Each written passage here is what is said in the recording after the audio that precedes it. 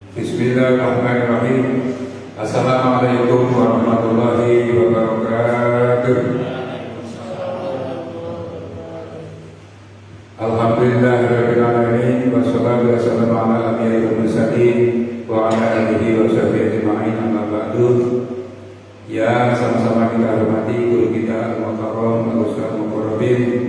Mudah-mudahan beliau selalu disehatkan badannya, dimudahkan urusannya, dan diberkahkan ilmunya sehingga bisa menular kepada kita semua, sehingga kita bisa laksanakan dalam kehidupan kita sehari-hari. Orang tua kita, Bapak Dasyam Abdul Qahar, Bapak Effendi, Bapak Jawi, Pak Yaksono, Pak Dirastum dan Pak Mendi, semuanya saja marilah kita berikan puji syukur kehadirat Allah Subhanahu wa taala yang alhamdulillah pada malam hari ini kita masih diberikan nikmat yang luar biasa sehingga kita bisa melaksanakan pengajian rutin malam Minggu sebagaimana biasa.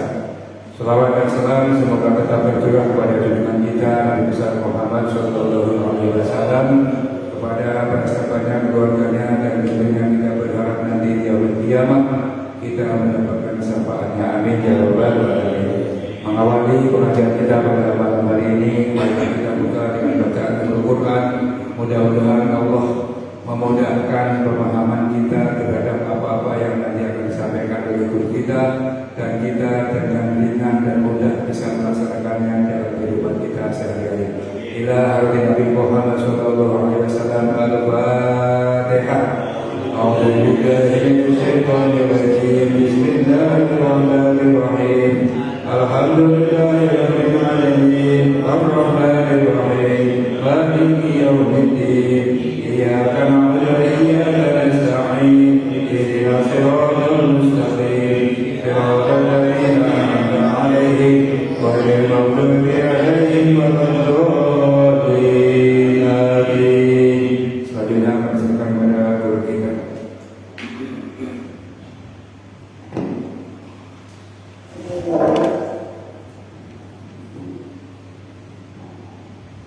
Assalamualaikum warahmatullahi wabarakatuh. Waalaikumsalam warahmatullahi wabarakatuh. Ya Rabbi bil Mustafa balligh maqasidana waghfir lana ma madha ya wasi'al karami.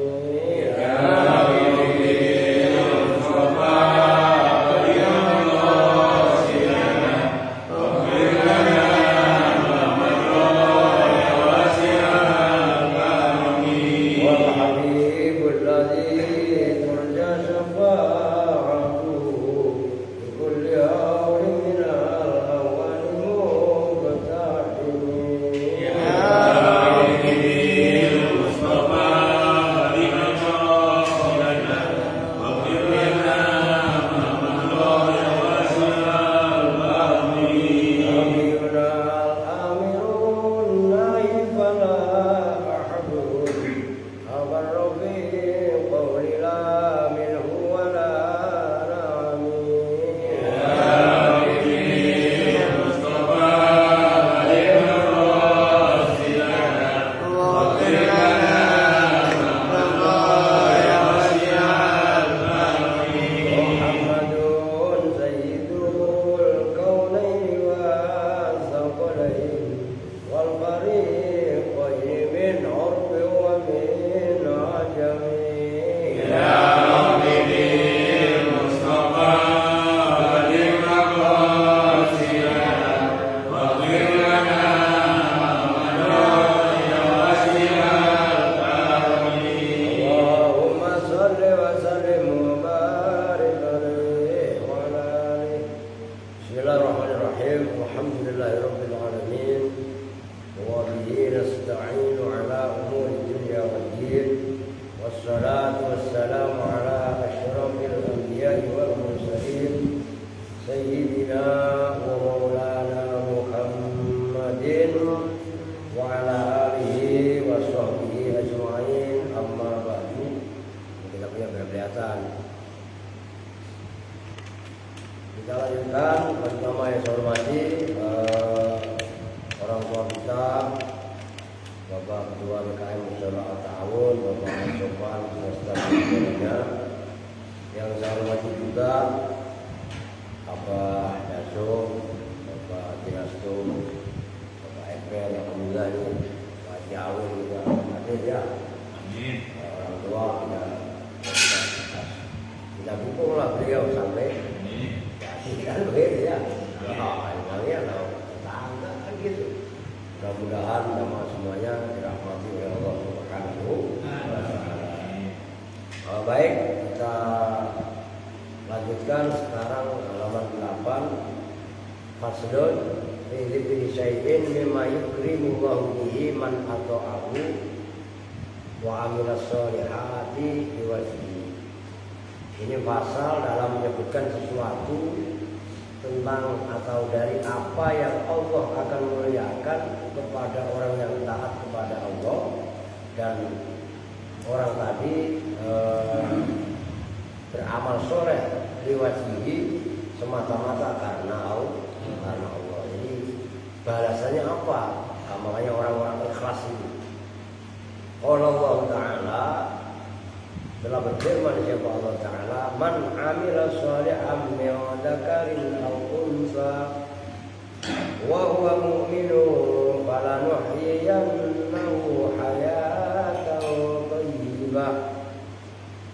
Barang siapa man amila sholihan, barang siapa yang beramal soleh, min dzakarin aw unsa. Orang tadi dikasih penjelasan oleh Allah, baik laki-laki atau perempuan, siapapun yang mau beramal soleh. Wa huwa mu'minun, cuma syaratnya. Nah, di sini keadaan maunya disebutkan mau aliyah. Hal bermula orang tadi itu mu'minun dengan syarat dia beriman. Fala nuhyiyannahu hayatan thayyibah, maka kami akan beri kehidupan dia hayatan thayyibatan, dengan kehidupan yang thayyibah. Nah, ini thayyibah itu maknanya apa? Baik. Adapun ada orang dinamai thayyib masih nggak baik-baik, kenapa nggak pulang-pulang sampai 3 kali lebaran? Nah, cerita itu mah dulu lagu kan itu kan namanya doang toh.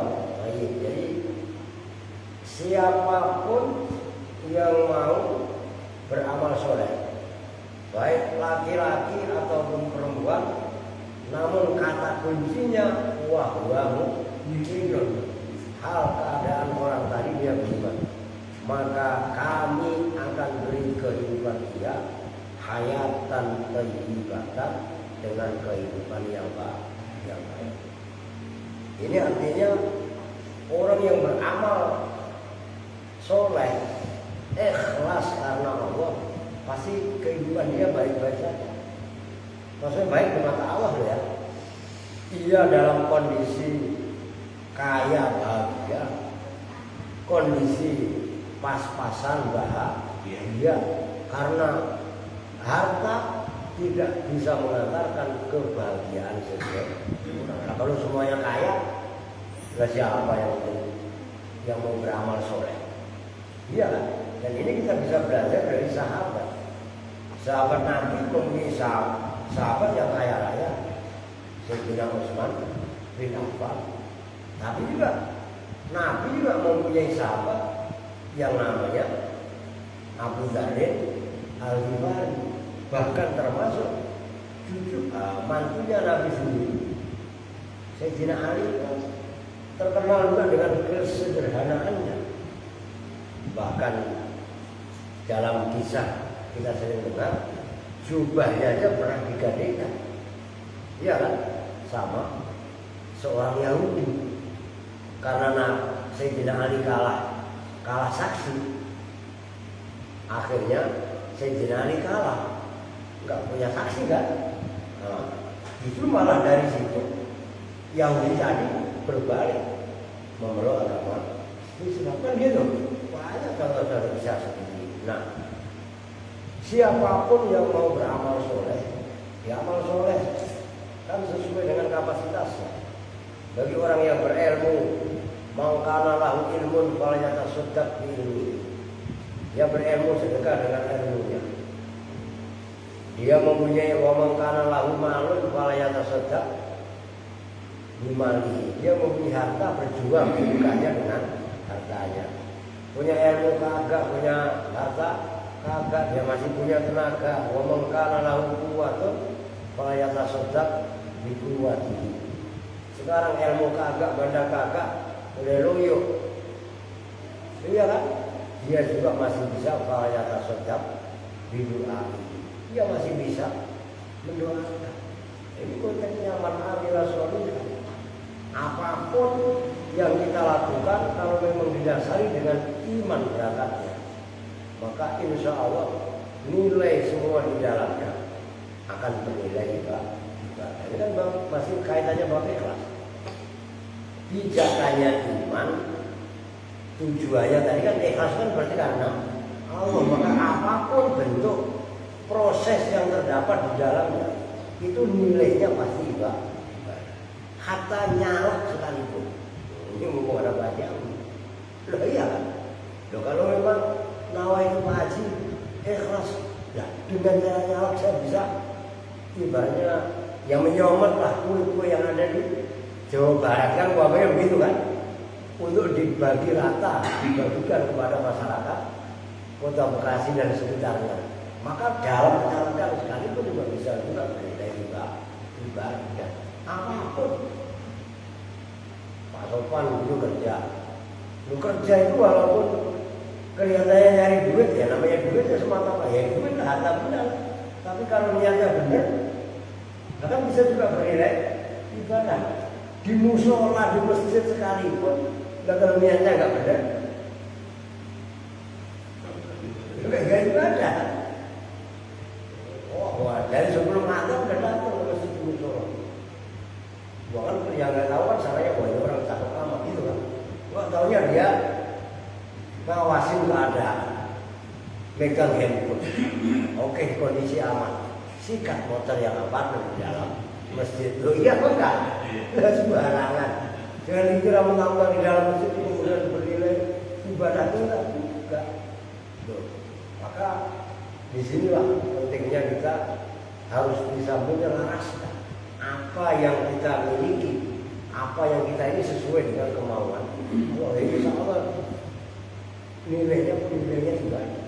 Kita dicaci maki orang. Loh, Nabi berjuang itu dicaci maki kan. Loh, jangan kita hanya membaca sejarah yang Nabi Muhammad dimuliakan. Itu kan di Madinah disambut. Loh iya kan? Tapi berada di Mekah bukan disambut, disambit. Loh ini kenyataan. Wah, digelarin karpet merah. Wah, ini lelukan dan itu di Madinah. Sebelum di Madinah 13 tahun di Mekah itu penuh dengan boikot, penuh dengan intimidasi, penuh dengan cacian, dicap orang gila, dicap tukang sihir dan lain sebagainya. Maka kita juga jangan berdeadat kalau berjuang kemudian dicaci maki. Yang memang udah dari sononya. Jangankan kita dari siapa kita. Nabi kan itu dicaci maki, intimidasi dan lain sebagainya. Wa qala subhanahu wa ta'ala wa'adallahu alladhina amanu minkum wa 'amilus solihati lastakhlifannahum fil ardi kama stakhlafa alladhina min qablihim wa la yumakkinanna lahum dinahum alladhi irtadha lahum wa la yubaddilannahum min ba'di khawfihim amna ya'budunani la yusyrikuna bi syai'a. Al-ayat. Barang siapa wa'adallahu alladhina amanu minkum wa 'amilus sholihat, Allah telah menjanjikan kepada orang yang beriman di antara kalian semua, wa 'amilus sholihati, dan orang yang mau beramal soleh. Ini macam antirogis. Orang yang mau beriman Ya konsekuensi logisnya ya mau ambil sorry atau amal baik amalan. Itu konsekuensinya orang yang beriman. La yastakhlifannahum fil ardi. Sungguh Allah akan menjadikan khalifah. Allah akan menjadikan pemimpin. Itu makanya di muka bumi ini sebagaimana Allah telah menjadikan khalifah dari umat-umat sebelum mereka. Dan Allah akan memberi ketetapan kepada mereka agama yang diridhoinya. Orang yang mau beriman dan beramal soleh. Pertama, Allah jadikan ia sebagai khalifah. Oh jelas. Inni ja'ilun fil ardi khalifah. Kata Allah kepada Nabi Adam. Dan kita ini cucunya Nabi Adam. Loh, kan semua umat manusia kan cucunya Nabi Adam, anak cucunya Nabi Adam. Otomatis konsekuensinya akan jadikan khalifah. Loh. Yang kedua, orang yang beriman dan mau beramal soleh, wala yumakkinanna lahum dinahum alladzi tadzalahu. Allah akan ridhoi agamanya. Loh. Yang ketiga, wala yubaddilannahum min ba'di khaufihim amna. Allah akan kasih rasa aman setelah rasa takut. Kalau orang imannya belum nyengkram, nggak punya duit takut. Pajak udah biasa nggak punya duit, tiap hari juga memang nggak punya duit, ya kan? Nah, itu kalau iman nggak ada. Orang yang punya duit takut, duitnya hilang atau duitnya habis. Macam-macam. Maka kalau orang tadi bisa mengamalkan agamanya, ikhlas agamanya karena Allah, loh, semua ini kan titipan. Iya kan? Kita pasukannya lentur. Ya karena dunia ini titipan, ya kalau ngicip yang banyakan dikit. Kan begitu kan? Pasukan. Gitu kan? Jadi kalau kita udah merasa plong bahwasanya inna lillahi wa inna ilaihi rajiun, ya udah mau apa? Gak ada orang stres sebenarnya. Orang maunya apa maunya seperti itu. Nabi Sulaiman diberi kekayaannya. Toh kekayaan Nabi Sulaiman gak mau melencengkan sedikit pun kepada iman kepada Allah. Maka sekarang ada orang aku kaya raya, tetap gak ada apa-apanya kalau dibanding dengan kekayaannya Nabi Sulaiman. Nah itu kan doanya Nabi Sulaiman, ya Allah berikanlah kepada aku satu kerajaan yang kerajaan tadi tidak patut kepada seorang pun setelah. Sekarang orang paling kaya siapa Pak? Siapa? Pemilik ini, pemilik WhatsApp, pemilik Facebook ya, tetap kalah kaya sama Nabi Sulaiman, kalah pengaruh sama Nabi Sulaiman. Dukun yang paling sakti, paranormal saatnya yang paling sakti siapa? Yang kelas dunia. Jadi sini jadi kotor. Kalau kelas dunia, jadi iya kan? Itu masih kalah pengaruh sama Nabi Sulaiman. Lu Nabi Sulaiman bisa bicara sama binatang. Iya kan? Kalau kita bicara orang ya benar. Coba kalau kita orang gila, maka kerajaan Nabi Sulaiman, kemampuan Nabi Sulaiman itu suatu kemujizatan yang luar biasa. 8 kita ingat. Kita ingat apa? Kan khuyira Sulaimanu bainal ilmi wal mali wal mulki. Kita harus ingat ada sini. Fakhtarul ilma fa'utiyal malu wal mulki. Kan gitu. Nabi Sulaiman asalnya disuruh milih apakah antara ilmu, harta dan singgasana kerajaan. Nabi Sulaiman gak milih harta, gak milih kerajaan, tapi yang dipilih adalah ilmu. Nah, fa'utiyal malu wal mulki. Nabi Sulaiman walaupun memilih ilmu, justru kerajaan dan harta akhirnya disebutkan. Ini pelajaran buat kita sebagai orang tua.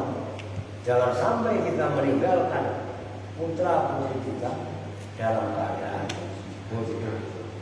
Kenapa? Dari bodoh ini nanti akan rusak kemana-mana. Karena dalam kesempatan yang lain kata Nabi, "A'dzamul ma'asi al-jahl." Kemaksiatan yang paling besar atau paling besar yang maksiat itu adalah kebodohan. Orang itu bisa meninggalkan sholat, meninggalkan kewajiban dan lain sebagainya, apapun untuk kewajiban kan. Ya karena dasarnya bodoh. Maka untuk mengendalikan, ya coba umpamanya ini Pak Haji lebih nyala. Kalau Pak Haji nggak mau mengilmu kaitannya pemerintah mana bisa. Kan saya begitu kan. Jadi pelajaran kita. Maka Nabi Sulaiman nggak tergoda dengan harta. Nabi Sulaiman tidak tergoda dengan singgasana. Tapi Nabi Sulaiman malah memilih ilmu. Dengan ilmu, harta dan singgasana malah diberikan. Karena mengelola harta juga pakai ilmu, mengelola singgasana juga pakai ilmu. Ini khalifah. Rasa takut itu akan hilang. Nah kalau kita udah karena Allah punya harta, bersyukur, udah enjoy aja kan. Dalam arti enjoy, kita dengan harta ya kita bisa berbuat baik kepada orang lain. Loh, maslahat manfaat nggak ada ya. Maslahat bukan berarti nggak ada harta atau dalam kemiskinan itu kemudian dalam kesedihan, enggak. Nabi Isa itu nabi yang paling miskin. Maka dalam ilmu riyadhah ada namanya riyadhah insawiyah. Tirakat yang melalui mengikuti lakunya Nabi Isa. Apa itu riyadhah? Yaitu tarkul lihiruh, tidak makan yang bernyawa. Ya karena Nabi Isa memang dalam proses vegetarian, gitu kan? Itu ada. Maka ini sebenarnya contoh buat kita. Yang kaya raya ada, ya kan? Tetap nggak mengganggu para nabi ya, para ulama tadi berpaling dari Allah. Ada juga kita diberi contoh dengan nabi-nabi yang miskin, ulama-ulama yang miskin dan lain sebagainya. Karena yang dituju dalam agama ini bukan harta, bukan tahta dan lain sebagainya, tapi yang dituju adalah Allah. Maka dengan kekayaan ya kita bisa beribadah kepada Allah, dengan kemiskinan sekalipun kita juga tetap bisa beribadah dengan Allah. Ini pola pandang, cara pandang itulah. Nah, ini yang penting. Ya'budunani la yusyrikuna bi syai'an.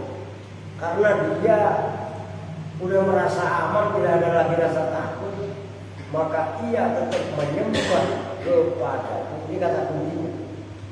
Ia tetap menyembah kepadaku, la yusyrikuna bi syai'an. Tidak menyekutukan denganku akan hal-hal yang lain. Udah, orang yang dituju itu hanya Allah. Orang itu miskin. Nah kalau yang miskin, yang bikin miskinnya Allah, kan nggak bisa kita caci maki. Orang itu bisa kaya, kekayaannya dia nggak menjerumuskan dia pada keangkuhan, pada kesombongan orang, karena itu semuanya ada titipan. Apa yang kita klaim? Nyawa kita yang kita klaim. Oh ini tangan saya, jangankan tangan, jangankan mobil, jangankan rumah, nyawa sekalipun itu adalah titipan. Dalam ngomong apa coba? Udah, kalau semuanya udah, kalau bahasa Jawa itu ada ngomong istilahnya lileh, tahu lileh? Lileh itu udah, ya udah bisa menaruhkan. Ya lileh itu juga lain daripada lillah. Iya kan? lillah. Cuma kalau lillah, maksudnya lillah itu apa? Dia udah yang menaruh segala sesuatunya itu urusan Allah. Nah, orang seperti itu nggak kemusuh. Bukan berarti nggak usaha tetap maksimal. Kan ini kalau bab usaha atau bab ikhtiar oleh Rasul, contohkan Rasul itu perang Badar itu kan di bulan Ramadan. Lah kenapa Rasul pakai itu turun perang? Lah kenapa nggak berdoa aja supaya Allah kirimkan pasukan malaikat? Kan nggak mau. Bahkan malaikat Jibril menawarkan gunung Uhud dijadikan emas untuk mendukung perjuangan Nabi Muhammad. Toh Nabi Muhammad tidak menerima, berjuang tetap. Tapi semuanya disadarkan kepada Allah. Nah itulah lillah minallah ilah berat. Maka kalau orang sudah sampai satu titik pemahaman seperti itu, yang terjadi adalah semangat untuk mendakwahkan agama ini. Tidak terlena saat dia dipuja, saat dia dipuji, tapi juga tidak lemah semangat saat dia dicaci maki. Karena itu adalah bagian daripada proses perjuangan. Wa qala ta'ala, nah ini untuk memotivasi kita supaya orang yang beriman itu energi. Ini ayat berikutnya. Wa qala ta'ala alladzina amanu wa 'amilus sholihati inna la nudhi'u ajra man ahsana 'amila ulaika lahum jannatu adnin tajri min tahtiha al-anhar yu'allawna fiha min asawir min dhahab wa yalbasuna thiyaban khudra ويلبسون ثيابا خضرا من سندس واستبرق متكئين فيها على الارائك نعم الثواب وحسنت مرتفقا إن الذين آمنوا وعملوا الصالحات sesungguhnya mereka yang beriman dan beramal soleh. Inna la nudhi'u ajra man ahsana amila, sesungguhnya kami tidak pernah menyia-nyiakan pahala dari orang yang ahsana amalan, memperbagus. Ini ahsan, kan? Ahsana amalan, ahsan kan ihsan. Artinya apa? Kalau kita melakukan sesuatu karena Allah, jangan salah-salah. Kita bisa sholat semaksimal mungkin. Dalam arti, ayo kita lakukan sebenar-benarnya untuk mengingat Allah. Karena yang kita lakukan itu nanti tidak disia-siakan oleh Allah. Inna la nudhi'u ajra man ahsana amalan. Allah, kami Allah tidak pernah menyia-nyiakan upah atau pahala orang yang berbuat amal soleh. Ulaika lahum jannatu adnin. Mereka mendapatkan jannatu adnin. Jannat itu jamaknya jannah.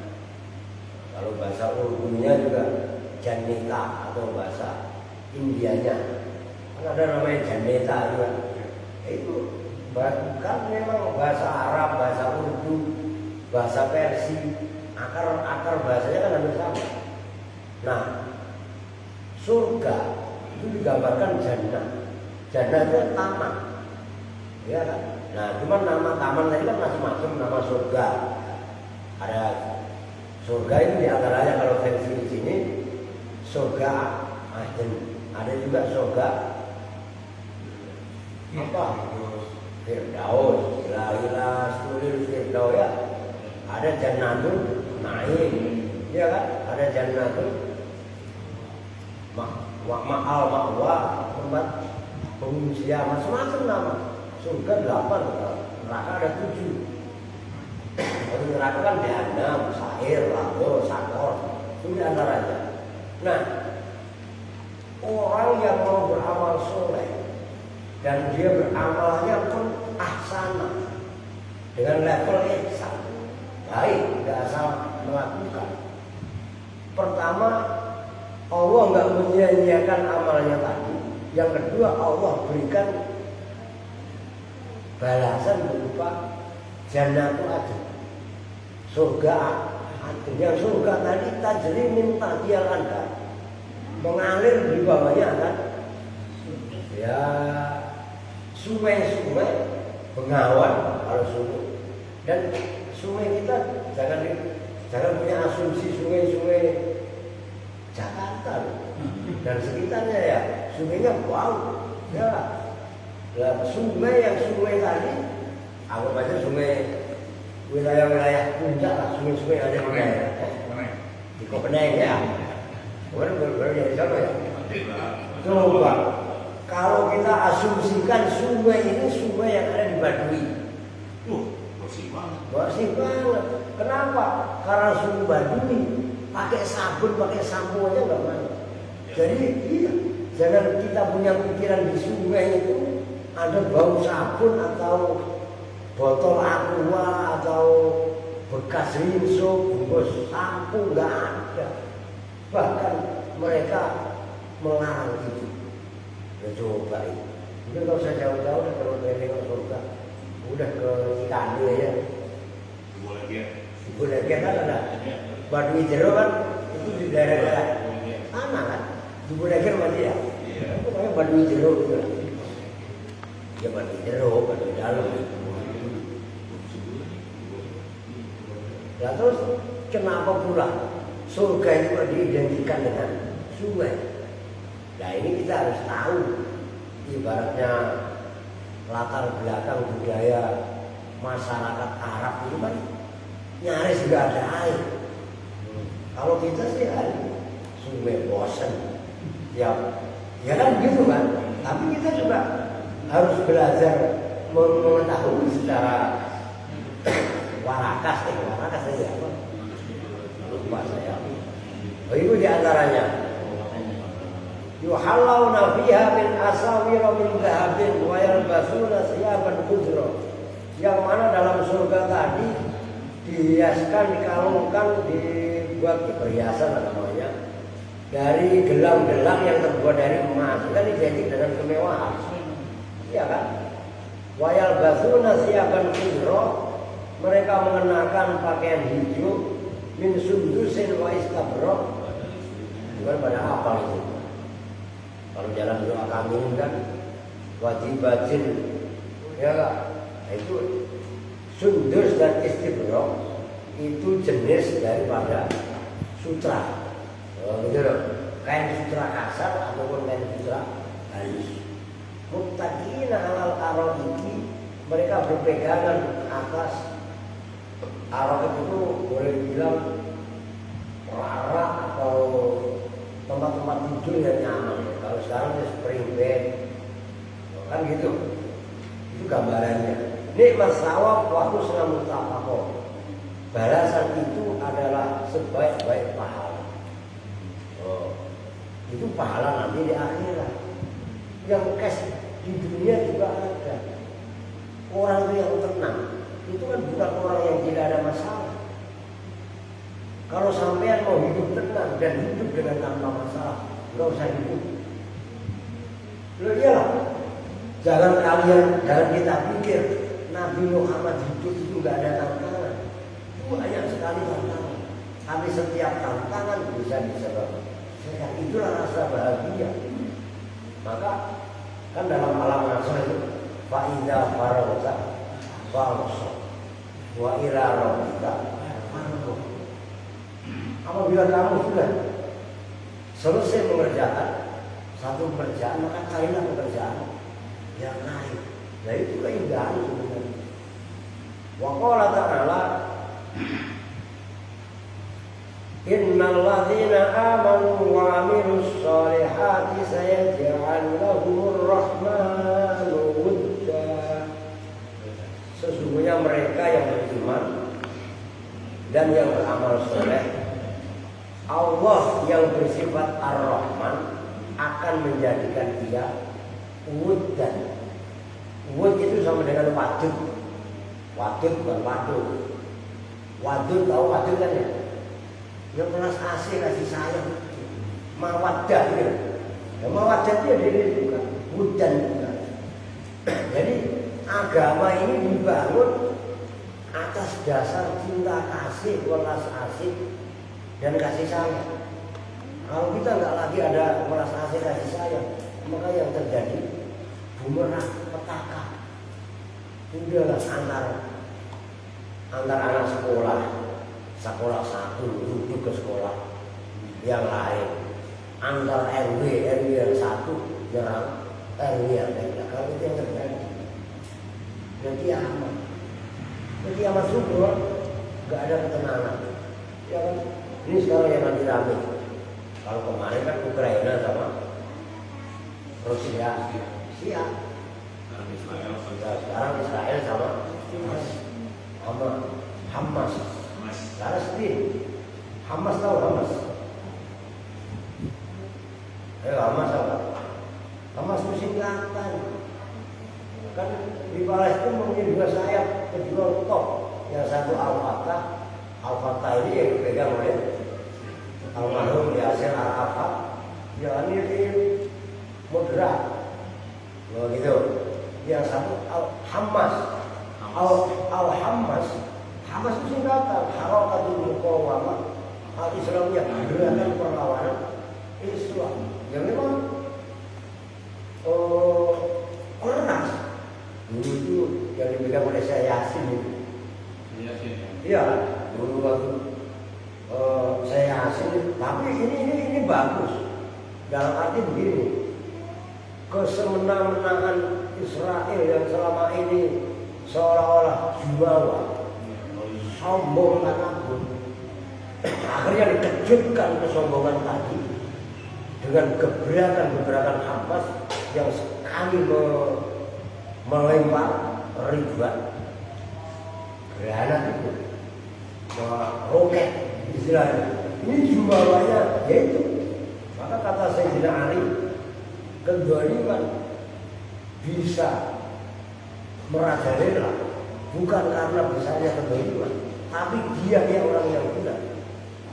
Nah, yang dilakukan oleh Hamas, walaupun konsekuensinya akhirnya diluluh lantakkan oleh Israel, tapi kan nggak imbang, tetap secara akal sehat dan secara objektif kita menilainya, Hamas mempunyai keberanian yang luar biasa. Jangan semua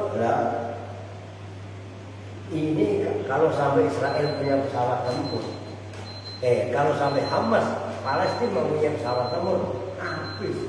Ini kan nggak imbang semua. Tapi walaupun nggak imbang, masih dicontohkan, masih diwujudkan bahwa saya tetap kita harus berani. Walaupun saya kasih catatan ya, perang antara Israel dan Palestina sebenarnya bukan perang agama, itu pencaplokan. Tapi apapun yang terjadi, kan tetap kan dibenarkan, kan gitu kan? Baik itu secara agama ataupun secara kita sebagai negara dan bangsa Indonesia. Tapi saya akan menjemput bahwasanya Hamas nyalinya sangat kuat. Ya, kita doakan mudah-mudahan para syuhada yang ada di Palestina Allah tempatkan di surganya Allah Subhanahu wa taala. Cepat, namanya peperangan itu nggak ada enaknya. Peperangan itu cepat usai, ada titik temu dan lain sebagainya. Karena bisa untuk bersama-sama dengan doa majelis. Bismillahirrahmanirrahim. Subhanallahumma wa bihamdika asyhadu an la ilaha illa anta astaghfiruka wa atubu ilaik. Walhamdulillahirabbil alamin. Wa assalamu alaikum